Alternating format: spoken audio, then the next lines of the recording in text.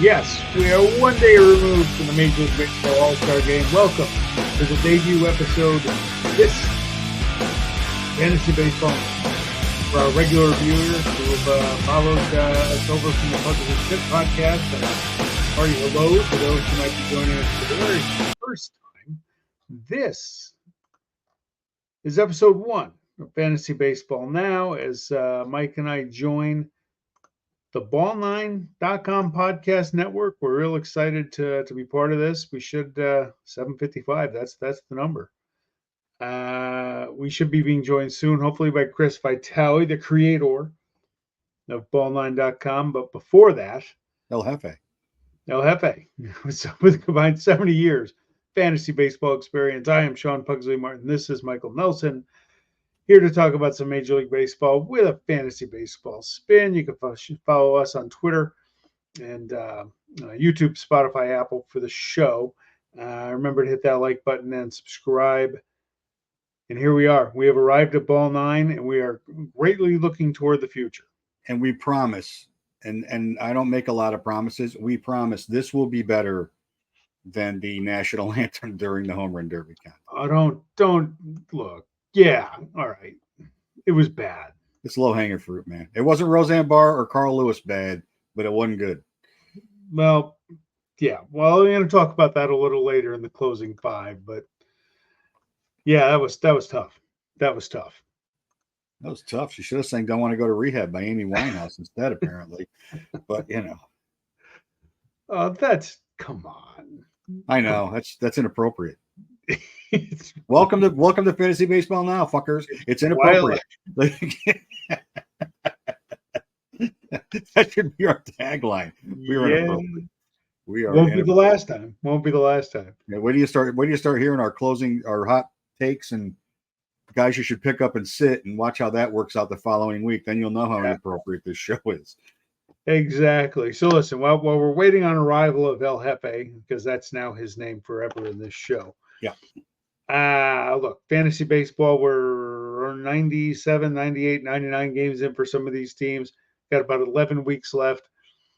We thought, who are the guys that are going to turn it around? Who are the guys that are just killing your team that your patience is going to be rewarded with? I'm really, really need it. And I'm in a battle for second place trying to catch up with Boogers baseball there. Hopefully he can continue his tailspin. But why don't you start? Yeah. Who do you got? Who do you see? I'm staying in the desert because I think the Diamondbacks are going to get it rolling, as they already have started to in the second half. And so for this one, we both picked a batter and a pitcher, but I'm staying right on the same team. So Corbin Carroll has slowly been trending up. Yeah. I mean, he hit 267 last week, and they're starting to score more runs, and it's not coincidental that they're starting to score more runs now that he's starting to get involved in the offense a little bit more. And I just think he's too good. I think he's too good. Is he going to end up like he did last year? Probably no shot, but I think he's going to have a really good last 70. And I've only tried to trade for him 11 times, so clearly other owners feel the same way. But I just feel like I watched the Diamondbacks game before the break, and he looks like he's got a little different bounce in his step. So he looks like he's starting to get his confidence and getting going. And then on the same team, I mean, Zach Gallen's been kind of unavailable and been kind of hurt, and then he has a pretty decent start, and then he gets rocked around, and we've talked about this on this show a lot, right? Guys who had shortened spring trainings or got hurt shortly after spring trainings, and what's it look like in the first 2 or 3 starts when they come back from being injured, and it's still kind of working back in. And his last start wasn't great, but the 2 before that were pretty good. So I think that, if you were going to go out and get somebody that an owner could be impatient with, Zach Gallen's a good guy to go get for the second half, because I think he can carry your pitching staff. I mean, he finished second in the Cy Young last year. Yeah. It wouldn't be a fluke if he had a really strong second half. Okay. Duly noted. I'm going with the guy I mentioned before we started recording. Matt Olson came into the year the 16th rated player in CBS. He's 210 right now. 13 homers. His average has dropped back down. He's hitting 230. He's just too good of a player to have this sort of power outage. He had over 50 last year. Again, 13 this year. But the thing with Olson is once he finds a groove and that ball, we can get one into the bleachers, he's going to hit them in bunches. I still expect him to hit 30 plus, but it's time. It's go time. But he's just too good of a hitter, too good of a home run hitter to keep up the slow pace. But it has been brutal being patient with him. I have looked around to possibly trade him. He's been an anchor on my team for years, but literally this year. Literally, he's been an anchor. I'd be right up there with a normal Matt Olson year. Oh yeah. Pitching could have gone. Garrett Cole, I think, will pick it up. Gausman, I'm not so sure. Snell could be here. Freddie Peralta too. His stats aren't pretty. He's got some good stuff, but aren't pretty. I'm going to go with Pablo Lopez. He's got 121 strikeouts in 104 innings, a decent whip. His ERA is 5.11. That's a disaster. But he's got his other numbers where it seems like maybe he can. I don't know if it's just a little more luck or whatnot, but I think he'll turn it around for Minnesota. He had a great year last year, but that ERA is just terrible. But I think he keeps missing bats, and that'll hopefully come down for him. Yeah, I would agree. I would agree with both of those guys. The Braves need to figure it out offensively. They're going to make a massive trade. You watch. Next 2 weeks will be interesting. They'll make a big trade, get another bat in that lineup. And with Riley hitting now, Olson's starting to hit a little bit. Still not the power, though. Olson had one over the weekend. I don't even blame the Acuna injury on Olson's strike. He was struggling when Acuna was healthy. It's been it's Ozzie Albies. Ozzie Albies is not having he's having a solid year. Yep. But not Ozzie Albies fringe all-star or all-star year. And so he's hitting a lot with nobody in front, with nobody on base in front of him. Yeah, he went. I can't even remember how much it was. I was counting the days. He went like 7 weeks without a home run, though. That was a long the first week after April 7th. He went at a dry spell until May. So anyway, Matty, pick it up, buddy. I need it. Yeah. Exactly. All right. Now, for guys that enjoy the ride, trade them while you can. The cliff is en route. I will let you begin. Well, my hitter's Alec Burleson, and 89 games, he's got 17 homers and 53 RBIs. Last year in 97 games, he had 13 and 52. Now, he is playing pretty much every day, but I don't see it. I think they're going to fall apart in general anyway. The Cardinals are going to fall apart, which is going to start creating chaos in St. Louis. And they'll get guys healthy again, and maybe Tommy Edmonds coming back, so he may not get the at-bats to have the second half that he had in the first half. So I'm a little down on him as a second half player. And then my pitcher is Garrett Crochet, and I get it. He's great, right? And he's in every trade rumor that there is. But he's already thrown 107 innings. Yep. And if he stays in Chicago, he's not getting to 200. His last start was 2 innings. His start before that was 4. So, Dynasty League, I'm not cutting him because I may consider keeping him, especially if his stuff stays like this for the rest of the season. But you can't count on a guy that's going to go 2-3 innings for the rest of the year as a starter. No, it's going to put a huge hole. It's going to put a huge hole in head-to-head. It's a disaster. You'll never get enough points to validate having him in your lineup. In Roto, it's 3 starts. You got to have 3 starts out of him to equal what he did earlier in the season. So if he goes to 150 innings and there's 90 days left, and he pitches even on 6 days rest, he's got 14 starts, 15 starts left, 16 starts left. He might only pitch 50 innings in those 16 starts. Yeah. Well, I read today his career high was 94. Yeah, he's already way over that. Yeah, and the one prediction, I don't know if it was CBS or ESPN or wherever I read it, on trade deadline kind of predictions, they said the Mets would be a spot that may go after him and turn him into a closer until next year they can get him ready to be a starter. Well, he was before the season started, he was a relief pitcher in both ESPN and CBS. Yeah. So they converted him to a starter this year. But I mean, there's no sense in making him a closer for the rest of the season. What's he going to get? 5 save opportunities? They're awful. Yeah. My God. And they're the best team in New York City. Well, if he goes to the Mets. No, they're not. Sorry, I've been holding that back for a week. They're not. They're not. They're not. The Mets are the third worst team in New York City. Yeah, keep that in mind. The Brooklyn Cyclones are better than the Mets. Speaking of the Mets, not that I'm trying to pick on the Mets, but I'm going to. Brandon Nimmo's had a nice year. Should have been in the All-Star game. 16 homers, 63 RBIs, on pace for 102 runs, 109 RBIs. I see a regression coming. You look at his numbers; they just don't match up in a 9-year career. Too, we're not talking about a short sample size. Double digit in home runs only 3 times in those 9 years. As high as 24 was last year, yes. Then 17, and he almost has a career high in RBIs now. Usually things will come back to kind of the norm over a long 26, 27-week baseball season.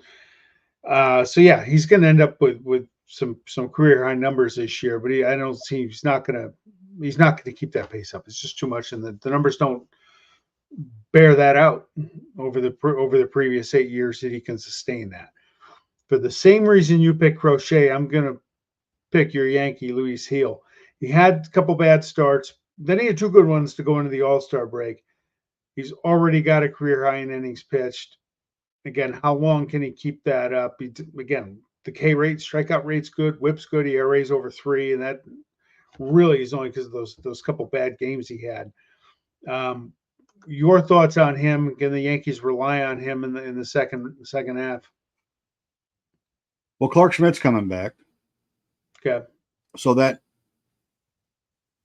if they go to 6-man or keep Rodon and Cole on regular rest and shorten up the rest of the staff, I mean, yeah, I don't see how. He's another. It's 170 innings is probably like after that. Who knows what he's going to do?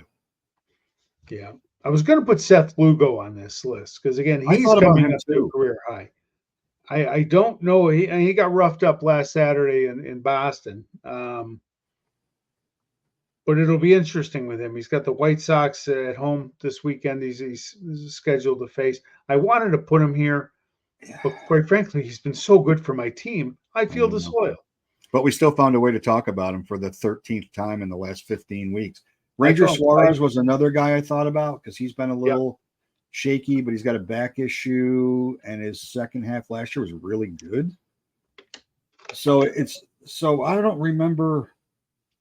Maybe it was during Home Run Derby that they were talking. It was kind of on this topic where they said maybe guys that we think will regress in the second half are just having career years. Maybe guys that we think will pick it up in the second half are just having a bad year. And it is a little bit of a crapshoot. Like Marcell Ozuna is a great example. He's not going to hit 54 homers. He's not going to drive in 140 runs, I don't think. Yeah, but he might. But he might. He's not slowing down.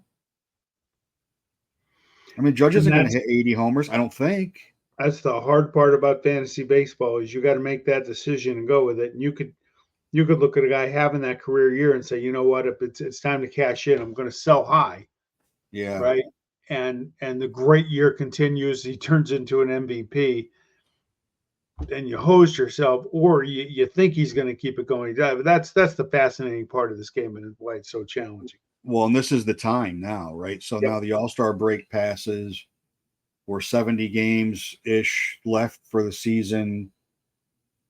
So 10 weeks, maybe 11 weeks left in the scoring periods. Head-to-head, you're like 7 weeks left before the playoffs start. Yeah. Like if you're going to make bold moves, now's the time to make bold moves. And some of those bold moves, I mean, you're buying high on guys that look like they're having great years. And if you're trying to buy low on and you're in a dynasty league, you're going to overpay for guys, and they may come back to bite you too. So, yep. I mean, but this is like our leagues, we'll start seeing some reach trades. We'll start, and as long as this, especially if it's not me that's involved in it, I'll root for them all to go very badly for the teams that are ahead of me in the standings. Exactly. But you never know. I mean, sometimes you get a guy and he was a throw-in. Hey, I don't want to cut him. Hey, I'll take him too. And he has a great second half, and you weren't even thinking about it. So this, much like the major league trade deadline, we're closing in on a 3-4 week period in fantasy where players start flying around, and sometimes you see trades and you're like, wow, I didn't even think that guy was available.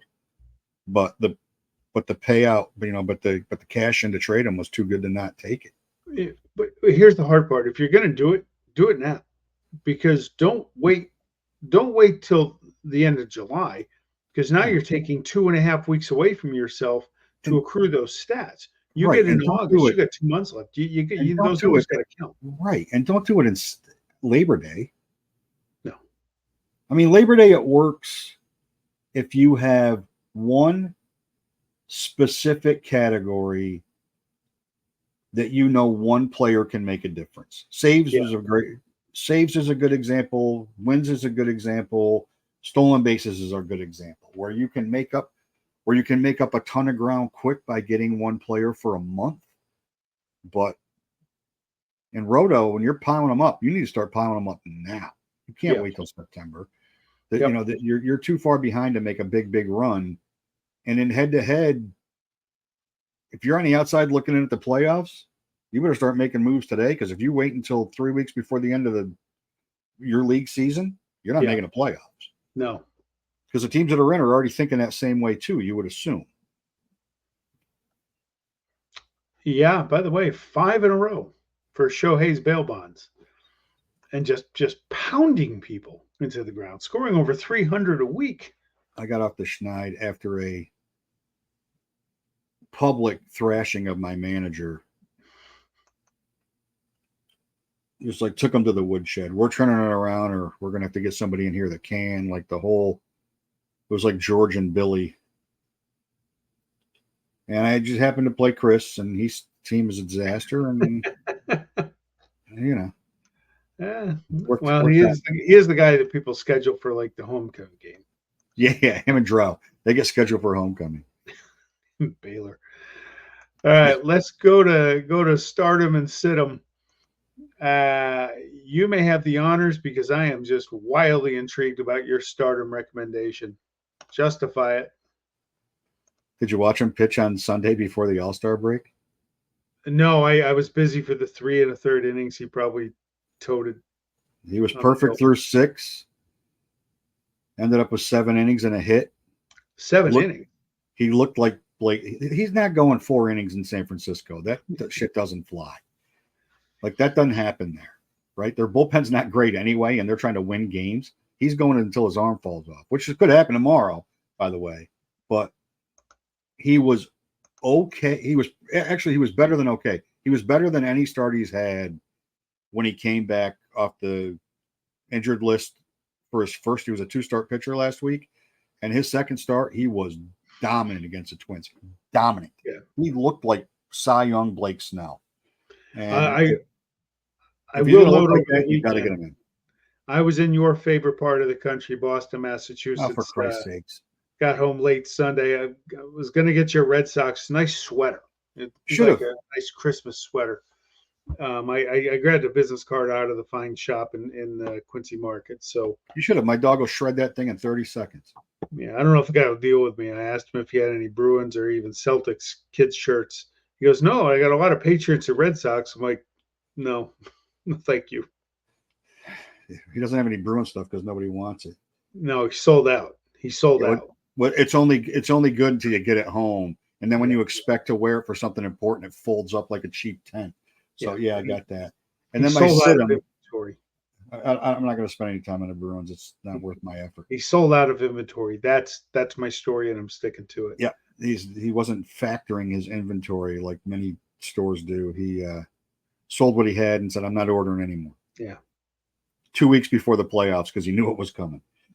So my situm and my disclaimer on the situm is if you're in a league that has holds, you might want to rethink this. But David Bednar's back in Pittsburgh, and he's not been super spectacular, but he's not a heart attack waiting to happen like Aroldis Chapman is.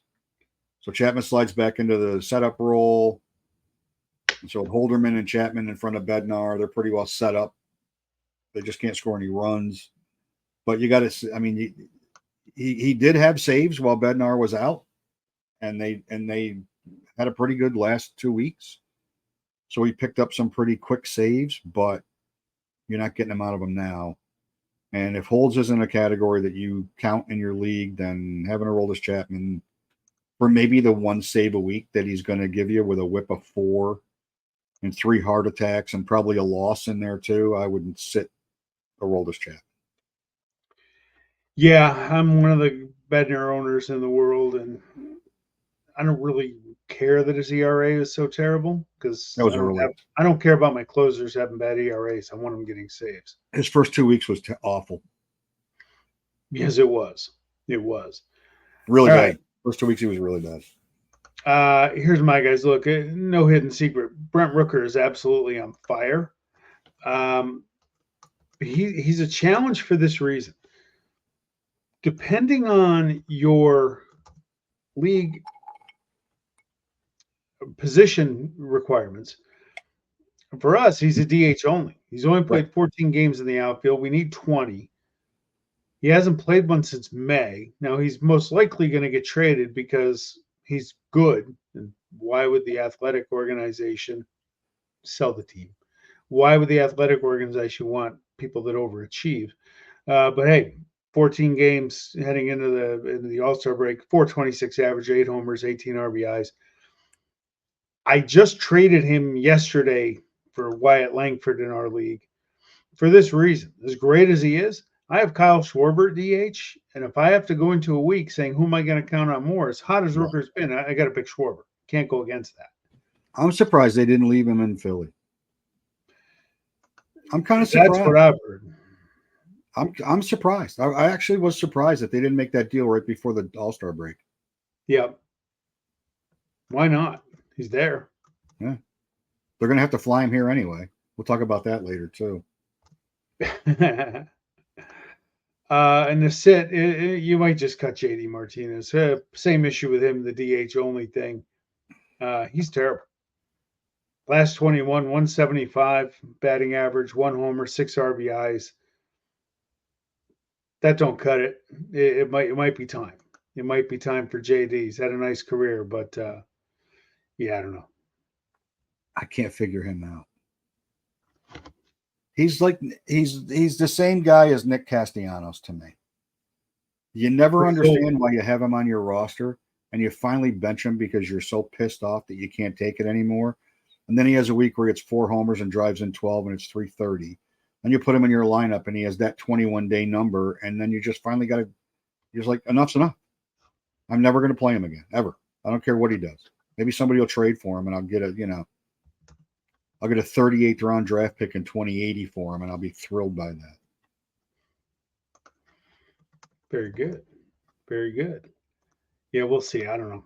I don't know what they can do with him. Go get him and cut him. You can lead off this one, my friend. Yeah, go get him. Tyler Stevenson. So he's only 53% owned in CBS. And he was 3 homers and 6 RBIs last week. He came back from an injury. The thing with Stevenson, if you start looking at his numbers, like Jeffers was the guy, right? He was the sexy go get him catcher. Their numbers aren't all that different. And Stevenson's going to end up playing 130 games. Like, he's going to be in the lineup. They don't have a real other solid option at catcher. And then they DH him as well.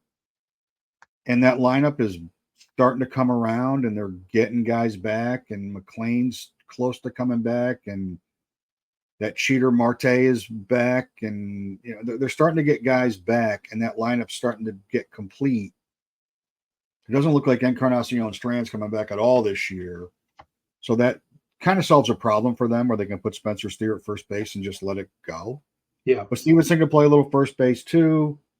And you look at some of the catchers that are owned at a higher percentage than him, you do worse than having Tyler Stevenson. And then cut him. Look at if you're one of the 29% of the idiots that have Ty France on your team, his last 21 games, 186 and no homers. It's 59 at bats. It's not like he missed 2 weeks of those 21 games. He fell off the cliff. They're 1,000% going to trade for a bat. It's probably going to be a first baseman. And then he's never going to get playing time. So if you have him, shame on you. If you're starting him, even worse. But if you just cut him. Just cut Ty France. And I like Ty France, but no. Nope. Bye. Having a bad year. All right, listen, my guy, it's hard to say go get him to a guy hitting 211 on the season, but Lawrence Butler is kind of getting it together for the A's. 317 in his last 14 games, 7 homers, 17 RBIs. He had 3 homers Sunday in Philadelphia. He's got the pedigree, and he's a young guy. It might have just taken him a few months to get going, and cut him. Nothing against Colton Cowser. He's a good player, but they have so many guys in Baltimore that once you struggle and you kind of lose your spot in the lineup, it may be tough to get back. Yeah. Heston Kjerstad, victim of a cheap shot the other night, Friday, against at home against the headhunters from the Bronx. But hopefully he's okay. But yeah, Cowser, and the problem with Cowser, he's just not going to play enough. You don't know who's going to play from night to night with that team. It's hard to activate any of them, much less roster them. So, have you seen Clay Holmes pitch in the last 2 weeks? Like, yeah, do you honestly think he could hit somebody on purpose in the head? I mean, he can't throw a strike. First of all, you're not going to hit a guy with a 3-run lead in a game that you're trying to win. Second of all, you're not going to hit. Well, I'd hit him in the head, but he's a large man. But that whole thing was a manager trying to get his team fired up. And unfortunately, he had concussion-like symptoms. He was in the lineup Sunday. Yeah. Here, let me ask you this question since we're on it. What is it with Garrett Cole? Because I see him on the field pointing at somebody and yelling. It's like, dude, just shut up. He's always engaging the other team from the dugout and everything. He's like Verlander.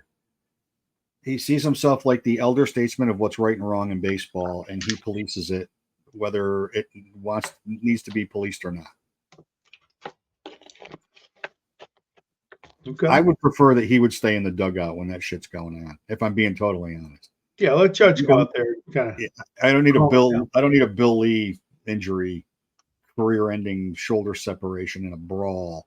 No, because he's running his yapper and Cedric Mullins goes nuts, which he looks like a guy that it could happen. He's got that look to him like he could snap and just go crazy. All right. Hey, before we get to the closing 5, Yankees or Orioles, who wins that division? Or the Red Sox?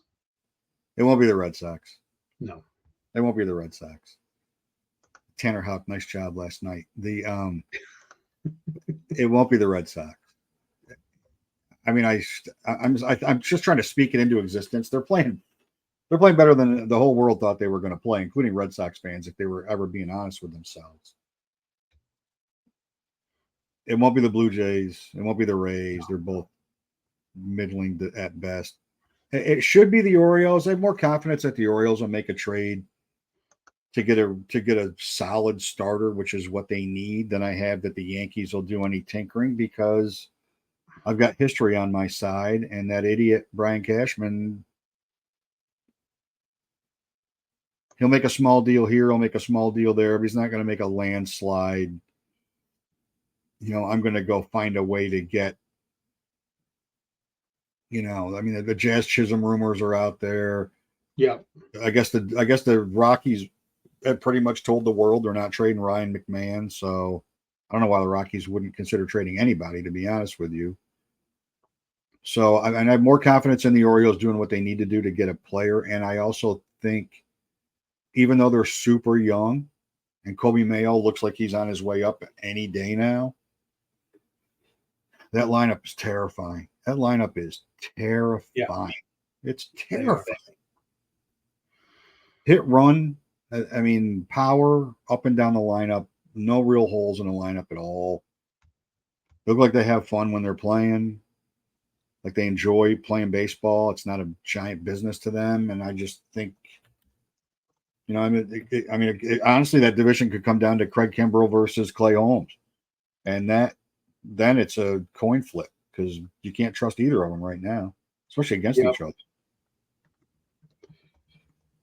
All right. Yeah, it was a tough weekend, but it kind of, as just a fan of everything, I kind of like to see the blood get boiling between the two best teams there. It wasn't Darryl Strawberry and Armando Benitez, but it was getting there. You never know with the Yankees are throwing at the Orioles every game. You probably might have another kerfuffle or two before the year. Well, so let's just talk about that for just a minute. Since Judge I got give the Orioles credit ago, because they pitch inside. They went 10 times. They hit 10 Orioles after they got Judge a couple weeks ago, whenever that was. Yeah, you don't hit our guy. Until the umpire does something about it, you're getting one in the ass, and that's the way it's going to be. But nobody pitches inside more than the Orioles. And I don't understand how guys don't pick their hands up and miss those pitches. I don't get it. Yep. It feels like a lot. It just appears like a lot of guys are getting it on the hands, on the forearms, on those tailing four seamers coming into them on a right, especially right-handers. I don't know how the heck they don't get out of the way, but they've been involved in more than a couple that have looked unintentionally intentional this year. Yep. So hey, good for them. You want to play like Earl Weaver's your manager again? Do it. I mean, it's. I mean, I have no problem with teams playing good old-fashioned hardball baseball, but if you're going to do it, you got to remember that the pitchers don't hit anymore, and one of your guys is getting it. And I don't think I know Kjerstad wasn't intentional. It's just the time and the time of the game and what that game meant. That wasn't intentional, but what are you going to do? It happens. Part of the game. Part of the game. All right, closing five. What's that? Not like it used to be. No, it's a little different now. All right, closing five segment. I'm not going to let this go. I went through an old box of Crayola crayons, 96 count, yesterday. That's how I spent my afternoon, trying to find the color in that box, 96 examples to match that disaster of the American League uniform last night. Stop. Just stop. You want to sell this horrible looking swag, then put them in the home run derby. Fine. For the game, let them wear their own uniforms. My God. I put on the game last night. I couldn't even tell who the player was without looking at the graphics on the right-hand side of the screen. Which one was worse, American League or National League? Oh, the AL was worse. I don't know what that color was. The NL is nothing to write home about, but it was just awful. I'm checking the color settings on my TV. What's going on? It was a disaster. Second, number two. I thought the Good Humor truck was going to show up. Here's the bold. Those guys were going to start selling ice cream in the stands. Here's the bold. I'm trying to find. I might have something that can help you identify in my real life stuff. I may have something that can help you identify what that color is. But maybe I don't. All right. Item number two. Here's my bold prediction of the second half. Watch out for the Cincinnati Reds. They're 47-50. Yeah. They won 5 out of 7 before the break. But you look deeper, that 47-50, that's a plus 38 run differential. 76 run differential difference than second place St. Louis, who's a minus 38. They're 8 games back in Milwaukee. I say they're going to win the division. And I like the Reds. They're a team. They're a lot of fun to watch. They're young. Let's hope so. They'll be a fun playoff team. Well, they better. We're both going to look like morons from our preseason prediction. Not This that we is true. don't. Not that we don't usually anyway, but that one's going to really come back to bite us both. At least thrisely each show.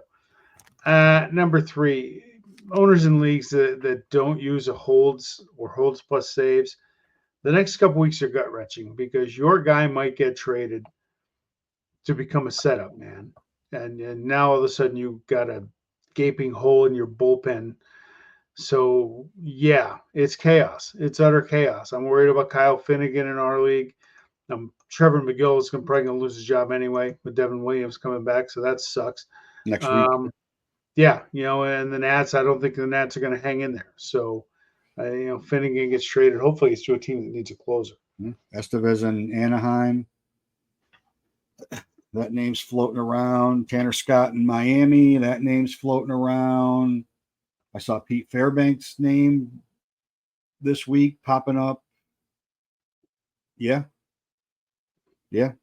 Right. You got a closer on a so-so team. Yep. And they're helping you right now. No bueno, man. All right, couple more, and then we'll get to our special guest. Look, I never heard of Ingrid Andress until the Home Run Derby and the National Anthem rendition, which was awful. 4-time Grammy nominee. I'd never heard of her, and I felt really bad for her on social media that night and the next day because I wasn't listening. I was the smartest guy in the country. I had it on mute before it. Was totally unaware of what had happened. And she took an absolute beating on social media. I'm like, was that girl like 14? Is she okay? Now, look, she issued an apology and now she's going into a rehab center for alcohol problems. She was drunk. That's too bad. Hopefully it turns into a positive for her. And maybe the next time, let's do a little better job.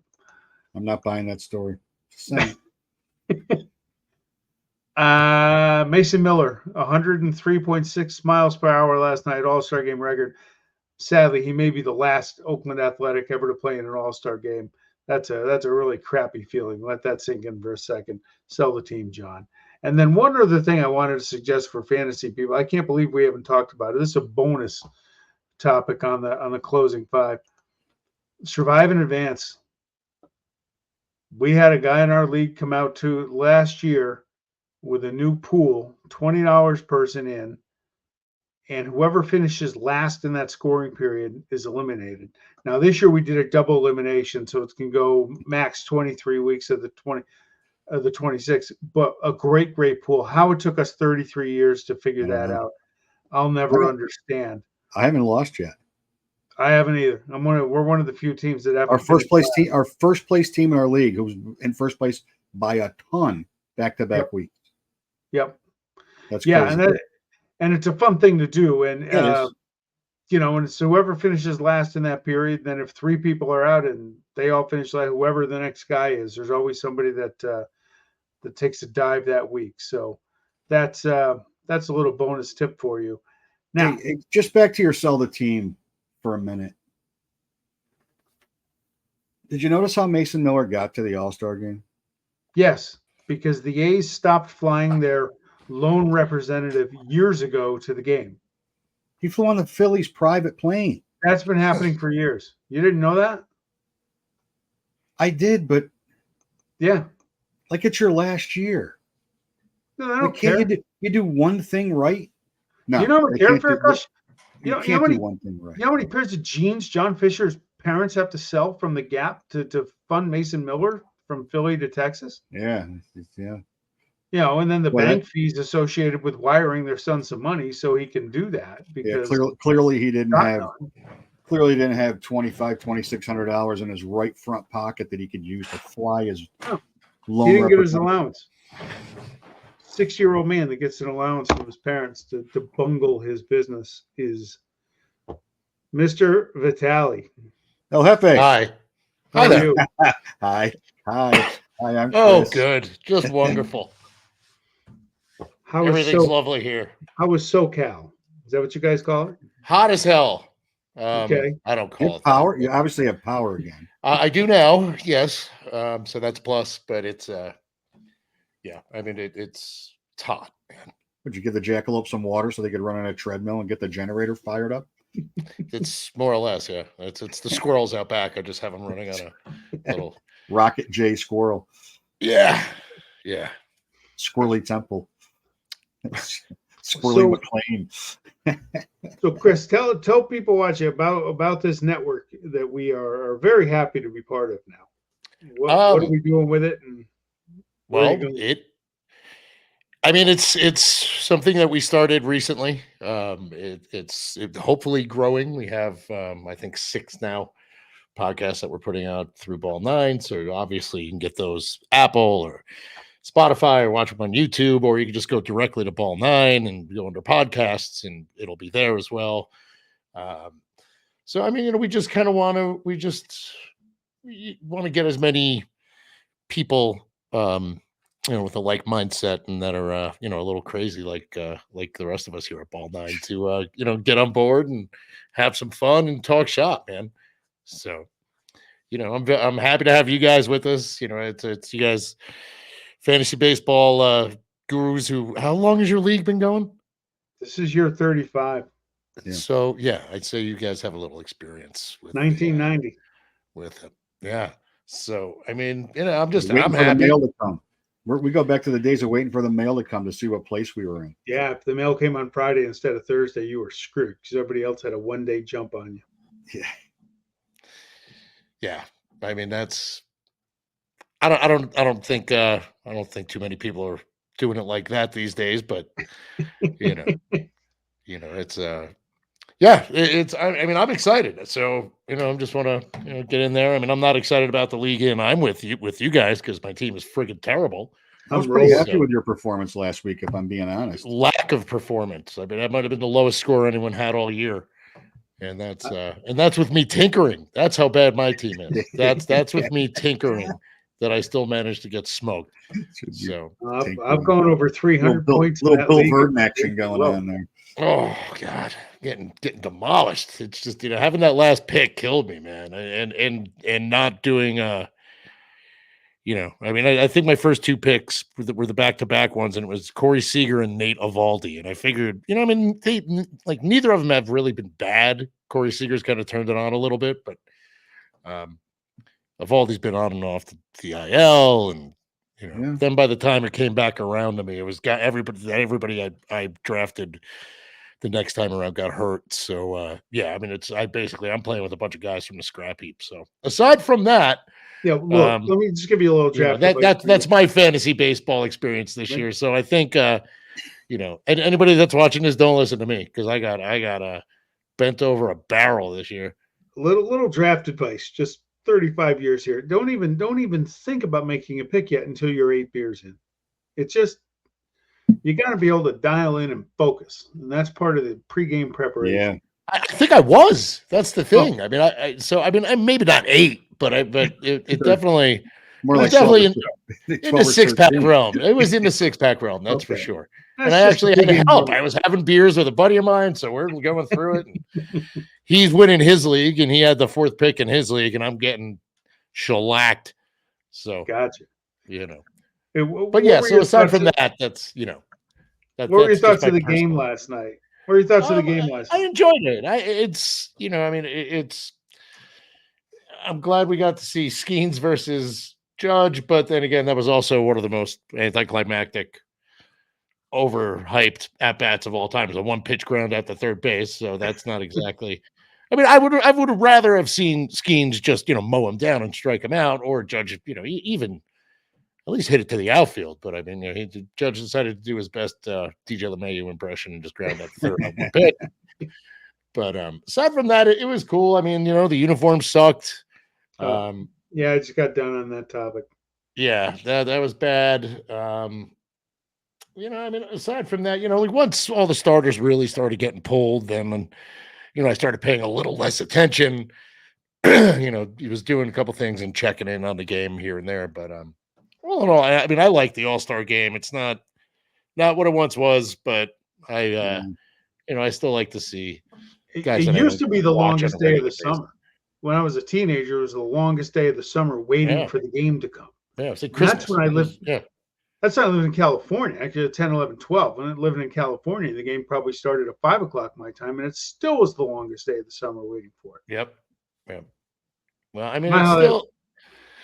Yeah, I mean, I guess last night it started at 5 here, so I mean, I'm still, I'm still not used to that. I mean, it's great for like the Super Bowl and for big games because I mean, it's just over early and Right. I can go about my day. But but I do know what you mean. When I was a kid on the East Coast, 8 o'clock was forever. Like you said, it was like it was like a Christmas Eve waiting for Christmas to come. Yeah. So but it's again, then it was a different thing. The guys played longer, pitchers pitched, deeper into the game. You got to see different matchups. Hell, you got to see a couple pitchers hit. I mean, or attempt to hit. But well, the money was a real thing to those guys too. So yeah, exactly. I mean, these guys don't it was, need the pittance that they get for this at this point. I mean, that's per diem money for these guys now, but yeah, I mean, back then the money was important. Well, I think it was 50 grand for the winner and 25 for the loser, and 50 grand was significant. Yeah. I mean, even the guys getting paid a lot then weren't getting paid nearly. I mean, No. I mean, you're seeing just bottom of the barrel players making more than what those guys were making then, and they were the all-stars. And like you said, they were playing for money, and the guys played for different reasons then. I mean, everybody loved to get paid, but it wasn't as flashy and money driven as it has been in recent years. So, but all in all, I enjoyed it. National anthem was the actual national anthem, so that was a plus. I was listening to your little quote about Ingrid Andress, and it's actually funny. I had never heard of her either, and 4-time Grammy nominee. I know, but I mean, so I know now. But she's also this daughter of Glendon Rush texted me. Apparently, her father was his strength and conditioning coach for the Rockies. So her dad was a strength coach out in Colorado. So I could only assume that that he read her the damn riot act after that performance, in the morning or whatever. And next thing you know, she's checking into a facility.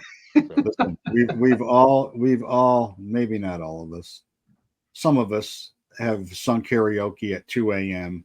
Oh, particularly under the influence of more than a couple of adult beverages. Yeah. And still done a better job than that. Absolutely a better job. So that's what got me. I mean, it's Keith Richards been going up on stage and blasted for 40 friggin' years. So, I mean, I'm 50, 60. He's 80. All right, I'm losing track of time. He's 80 years old. Well, all right. Well, he died 11 years ago. His body just doesn't realize. Well, yes, he's pickled. Yes, that is true. Him and Ozzy died in the 70s, and they just don't know it yet. Yeah. But, all in all, like I said, game was fun. I enjoyed it. Hated the uniforms. I like that Manfred, after criticism, now is thinking about letting players or having discussions about letting players wear their team uniforms. Well, the players are talking about. Well, yeah. But, I mean, the players have been it's really not up to them. I mean, it's not bargained into the CBA. I mean, it's not. This is just going to be trying to convince Nike that they don't need to try and sell this crap to people. So I don't know. I mean, you know what? Let them wear it for the home run derbies. Let them wear it for the other festivities, whatever.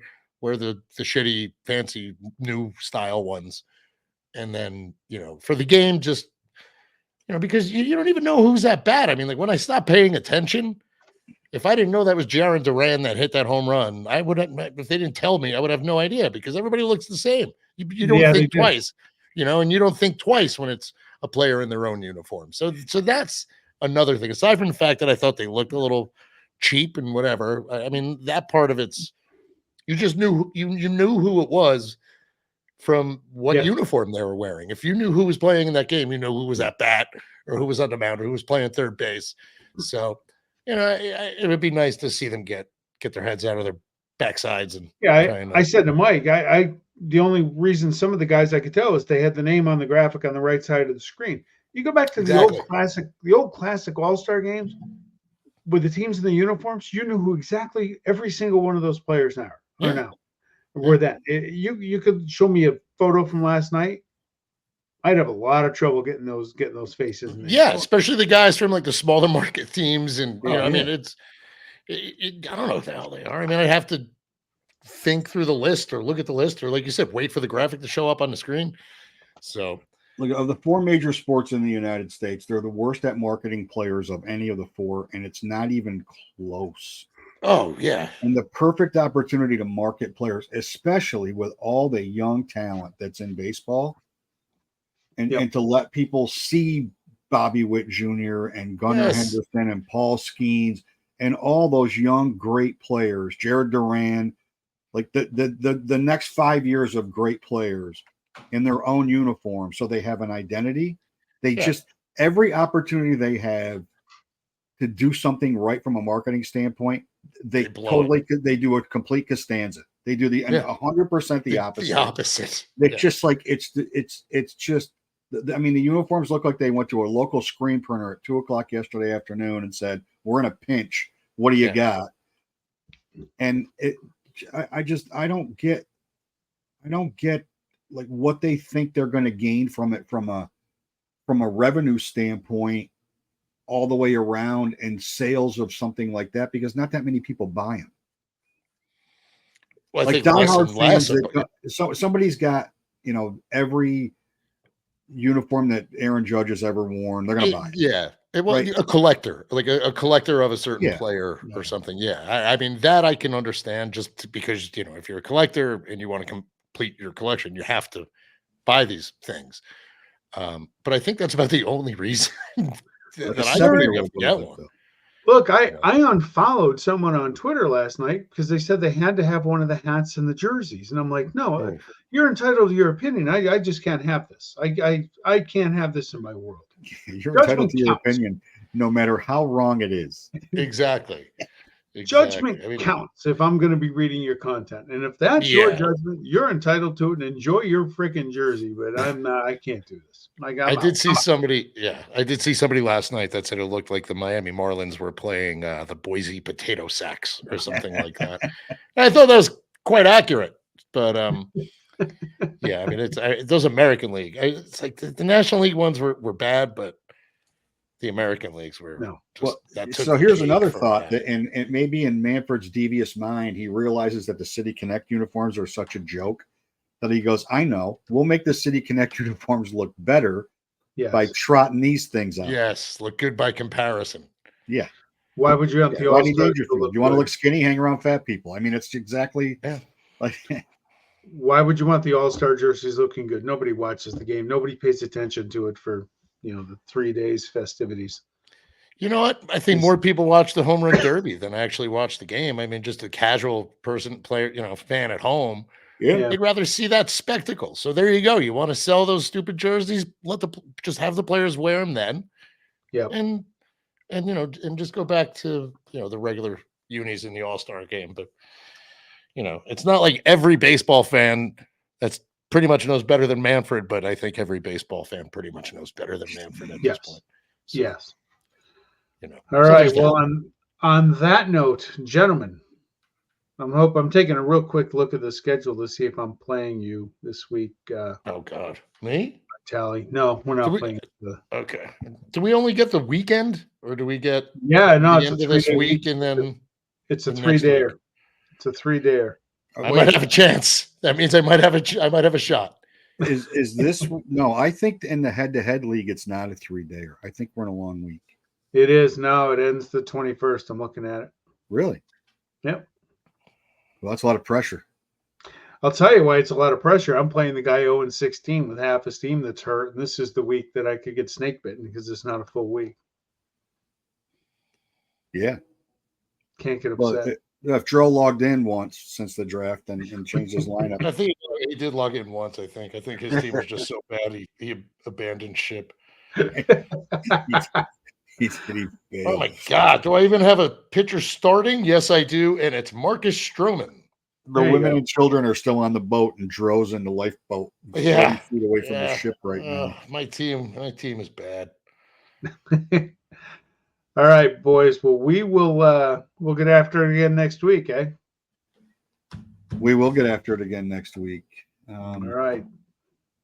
We'll be ready for coming off a 3-day week. We'll be ready to talk about what you need to do in the second half to put your team over the top. Probably. You got it. All right. I would like to. I would like to know. Yeah, What you you need guys think? you need a mulligan. You need Yeah, I know. a It's- redraft, an August 1 redraft. like I That said might to you be- the other night, Mike. I know. I was gonna pull the names out of a hat, and I just never got around to it. So I just hit randomize, and there you go. I just got boned by the randomizer and got the last pick. So you can't say I was, rigging the draft for Yeah. myself. That's right. That's what I said to you. Nobody can question your integrity. You're drafted last. Yeah, very much so. Very much so. If you randomized it and you had the first pick, then we would have taken the time to make you pull all the. I would have felt bad. I probably would have redid it because I would have looked wrong. But yeah, this was bad. Way it goes. Yeah, somebody last night, I'll leave with this. Somebody last night tweeted when Otani hit that friggin' shot to Houston. Oh yeah. Can I get this to count in my fantasy stats? And I just replied, "Are you the commissioner? Time for a quick rule change." Yeah, And exactly. then he hits me back and he goes, "I've got Soto too." Well, I have neither of those guys, so yeah. Well, on Far that from note, it. we are out of here. Have a great week. Adios. Catch you next week. Adios. All righty.